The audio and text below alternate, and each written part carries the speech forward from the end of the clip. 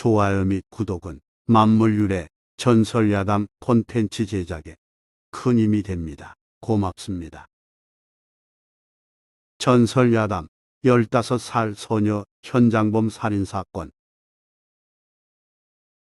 18세기 말엽 청천강 하류 동촌에서 차은채는 평화롭게 살고 있었습니다.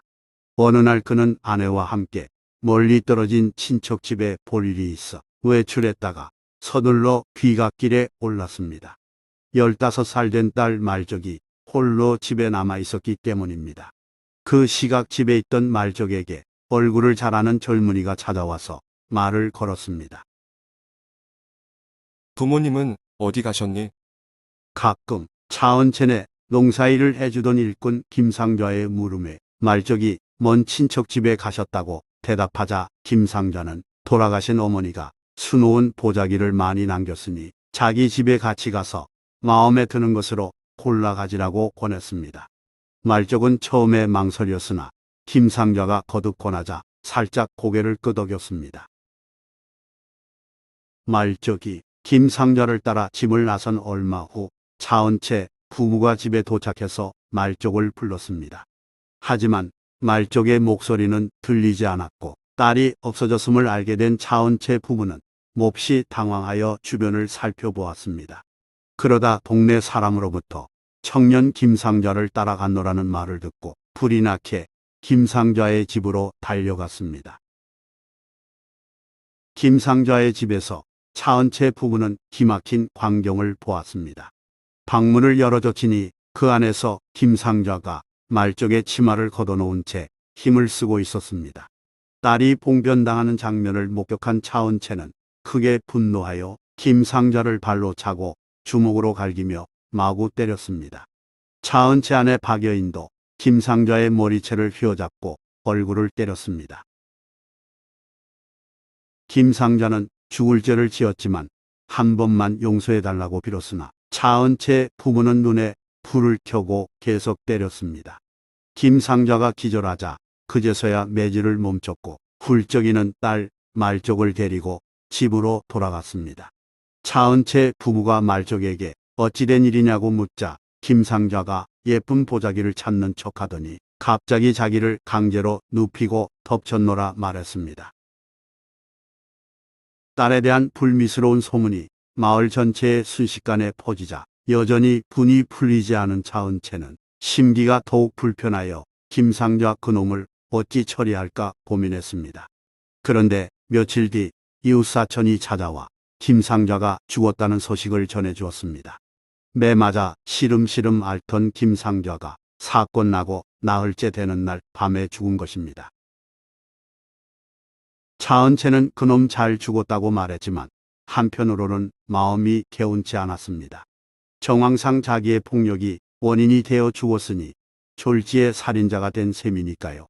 한편 사망사건을 보고받은 안주 목사는 김상좌의 집으로 가서 시체를 살펴보았습니다. 여러 곳에 맞은 흔적이 있었는데 유독 남성 상징이 심하게 상해 있었습니다.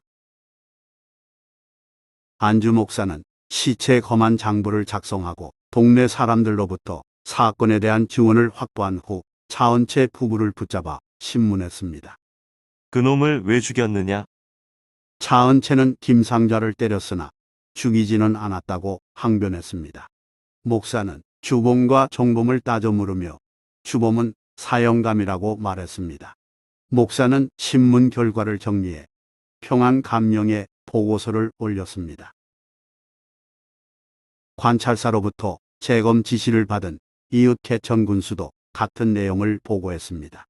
차사원을 파견해 상동까지 실시한 관찰사는 차은채 부부를 불러 직접 신문한 뒤 형조의 다음과 같은 보고서를 올렸습니다. 딸을 아끼는 부모 입장에서 무례한 범인을 때리는 것은 당연합니다.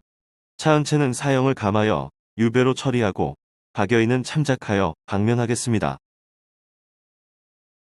하지만 이런 보고를 받은 형조 관리들은 말족이 김상좌를 따라갔다는 사실을 두고 논란을 벌였습니다.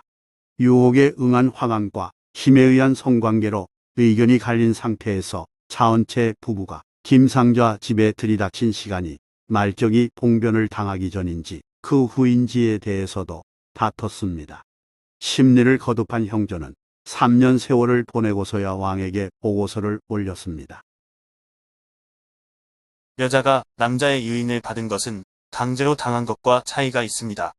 그런데 차은채는 제멋대로 김상자를 때려 죽였으니 살려주는 쪽으로 처분할 수는 없습니다.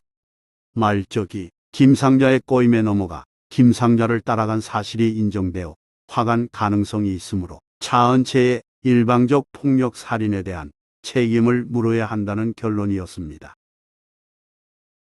보고를 받은 정조 임금은 못마땅하여 형조를 훈계하는 장문의 판결을 내렸습니다.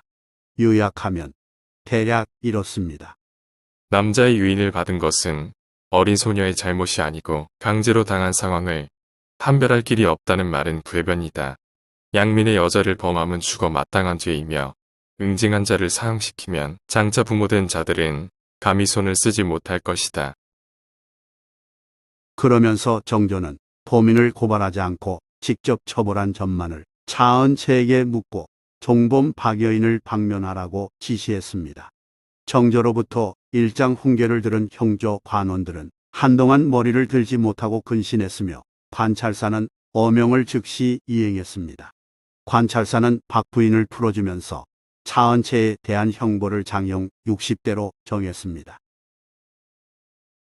이때 관찰사는 한날에 곤장 60대를 이행하지 않고 하루 건너 20대씩 모두 60대를 때리게 했습니다. 또한 형리에게 신중한 장형, 즉 아주 살짝 곤장을 치도록 하여 차은채에게 큰 상처가 생기지 않도록 배려해 줬습니다.